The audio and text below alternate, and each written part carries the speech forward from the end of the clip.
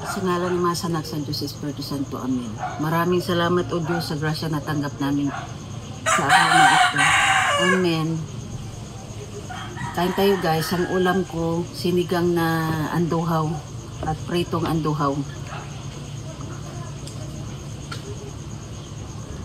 Ako lang muna kakain mag-isa guys kasi wala yung asawa ko nangumpra. Liwas ngayon ng piyesta sa lugar namin. Halos maubusan na kami ng paninda.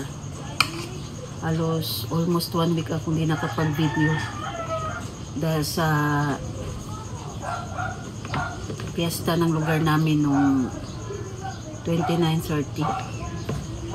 Sobrang busy ko. Dalawa lang kami ng asawa ko.